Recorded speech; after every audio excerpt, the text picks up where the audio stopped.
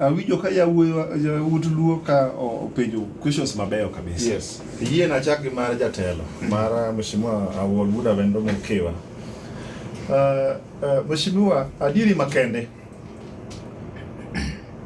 Wan iwacho ni wan wakale lwet. Josiasa ma iluoka. Hapa ni kuom josiasa masani matindo mantie ka Ruto sana. Hapa en Raymond kende moko kalo lwet jakaw. Mowuok kien to bira mochopo kama chope. Duto wajo modonge in one way or the other waserete gi jakom. To gima do penjo ng'ida diri makende wan wa jo Kenya kwanza watiyo gi serkal mamalo to wan yawuot luo iwinja to luo kata be wan gi serkal marito joluo wan gi counties ang'wen mag serkal mag ODM iwinja wan bende nyaka wayie kaka ODM nyaka yie ni e Luoland nitie alternative voice e Luoland wan opposition.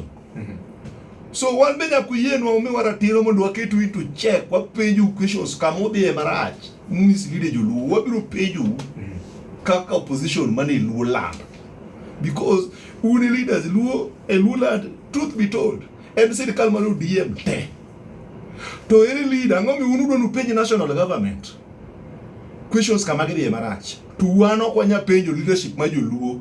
County Assembly by law emone go beneti mo gimino oversight tipo gi the arms of the legislature, the civil societies, your pingiwegi, church leaders and individual citizens. Yes. You understand? Wan kaka yawuot luma bende no se chamo ma jo siasa man ke siasa en juogi en gima ida ti wuok e mana kendi iwinja mi wang kata pesa ni us kata odi mi be mi puke kuch en juogo ida to kiduogo to be chako manyien to ka juok seso se yedo wulu moro muwuok kubuya kama yie samoro go mbaka ge jodala gi wawe keto ni wan ni kwa chopo e democracy ma joluo to koro wan ga chaya ok wanya penjo things that are going wrong e luo. Okay.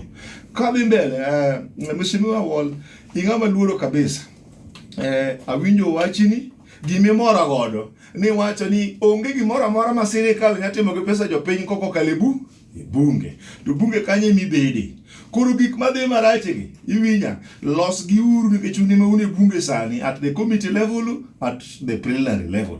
Kabi Pascal Migori wacho ni yawuot luo masani machalo buya gene gin jodonga ich adiri makende an iya ere ng'ama onge iye jotelo te gi jopiny de jine gigi iya ni ema kata dhi e kanisa te mate atelo na. Everybody has a right to earn an honest decent living.